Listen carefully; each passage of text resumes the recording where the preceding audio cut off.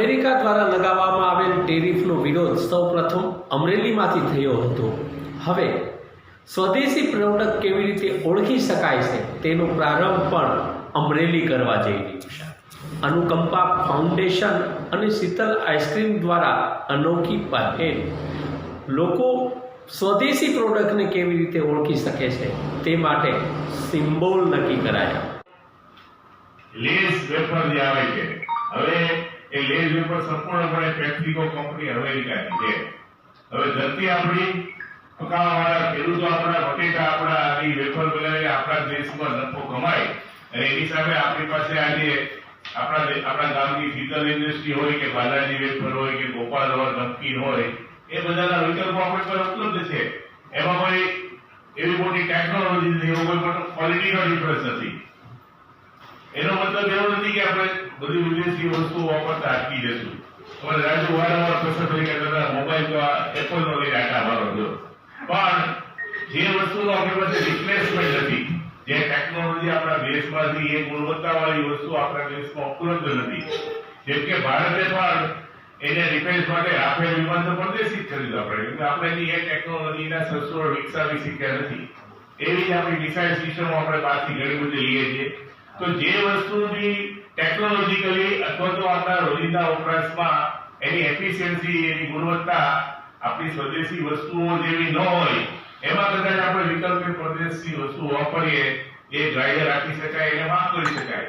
પણ જે રોજબરોજની સામાન્ય વસ્તુઓ છે, જેમાં કોઈ ક્વોલિટીમાં ડિફરન્સ નથી, એ બધામાં આપણે વિદેશી વસ્તુઓ વાંચીને એ વાપરીને આપણે જાણે અજાણે આપણા દેશના જે ઉદ્યોગો છે, સ્વદેશના ઉદ્યોગો છે, આપણા ઉદ્યોગપતિઓ છે, આપણા ઉદ્યોગ સાહસિકો છે, એના વિકાસ વધવાનું કામ કરે. સાથે સાથે આ દેશમાં જે રોજગારી તકોનો વિકાસ થાય, એ રીતે આપણી ત્યાં રોજગારી વધે, દેશનો પૈસો દેશમાં. આપણે ઘણી વાર કહેતા હોય છે, આપણી જૂની સિસ્ટમ કે ગામનો પૈસો ગામમાં રહેવો જોઈએ, વોકલ ફોર લોકલ, એ આનું જ એક એક્સટેન્શન છે, આપણે માનીએ છીએ. તો આ વાત તો ઘણા વખતથી ચાલતી હતી. એ દરમિયાન મારા મનમાં જે વિચાર આવ્યો, ઘણી બધી વસ્તુઓ એવી છે કે આપણે રોજબરોજ પરદેશની ઓછી આરામથી વાપરીએ છીએ અને આપણને ખ્યાલ પણ નથી. અને એનામાં વાપરવાની વાતમાં કંઈક હોઈ શકે નહીં. મેં હમણાં જ વાત કરી નીચે કે અત્યારે વિશ્વ જે WTO જે વર્લ્ડ ટ્રેડ ઓર્ગેનાઇઝેશનમાં એની જે ટ્રીટી છે, એમાં દુનિયાના તમામ દેશો જોડાયેલા છે. આપણે ત્યાં કોઈને આપણે બહારના પ્રદેશના માલની આવીને વેચીને અટકાવી શકીએ નહીં. મુક્ત વેપાર છે દુનિયાભરમાં. પ્રતિબંધિત વસ્તુઓ સિવાય કોઈ પણ વસ્તુ બહારની બનાવીને અહીંયા દેશમાં વેચાઈ શકાય, અને એને કોઈ સરકાર એના પર પ્રતિબંધ લાદી શકે નહીં. હા, ટેરિફમાં પ્લસ માઇનસ કરી શકાય, જે અત્યારે ટ્રમ્પ અપનાવીએ છે. જે રીતે આપણે પણ ભૂતકાળમાં અમુક વસ્તુઓનું ડમ્પિંગ અટકાવવા માટે, આપણા ઉદ્યોગોને રક્ષણ આપવા માટે બહારથી આવતી વસ્તુઓ ઉપર આપણે ઇમ્પોર્ટ ડ્યુટી વધારતા, અને હજી પણ વધારીએ છીએ. આ એક બહારના બીજા દેશોનો માલ પોતાના દેશમાં ઓછો વેચાય એને માટેની દરેક દેશ રોજબરોજની જે વસ્તુઓ વાપરે છે, એ સ્વદેશી છે કે વિદેશી છે, એની ઓળખાણ કેમ કરી શકે? આપણે ત્યાં થોડા વખત પહેલા ખાદ્ય પદાર્થોમાં વેજીટેરિયન સોર્સ અને નોન વેજીટેરિયન સોર્સ, કે કોઈ વસ્તુ પ્રાણીજન્ય છે કે વનસ્પતિજન્ય છે, એને માટે આપણે લાલ અને ગ્રીન સિમ્બોલ ચાલુ કર્યા. આજે બધા સામાન્ય માણસે ખબર પડે, આપણા કોઈ બેન દીકરી પણ મોલમાં જાય તો આ પ્રોડક્ટ જોશે એટલે લાલ ટપકો એટલે મૂકી દેશે, જો નોન વેજ નહીં હોય કે નહીં ખાતા હોય.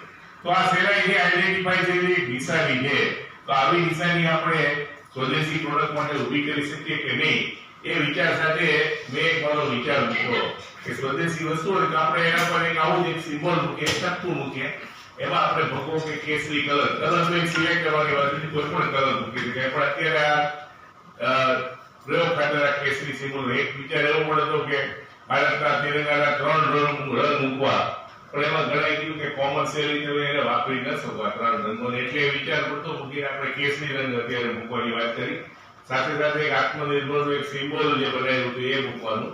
એવો આગ્રહ કર્યો કે સ્વદેશી વસ્તુઓ ઉત્પાદન કરતી ઉત્પાદકો આ વસ્તુઓ મૂકે તો લોકોને આપોઆપ ખ્યાલ આવી છે કે આ વસ્તુ ભારતમાં બનેલી છે, આમાંથી જે કંપની જે કમાણી કરશે એ ભારતમાં રહેશે, અને એને કારણે જે રોજગારીનું સર્જન થશે, આ દેશને ફાયદો થશે. તો આપણે ત્યાં શીતલદેવજી આપણા સૌ માટે આપણા જિલ્લા માટે પ્રેસ મિત્રો વધારે સાહેબ શ્રી કાંબા અને સર્વેનો હું અહીંયા આભાર માનું છું.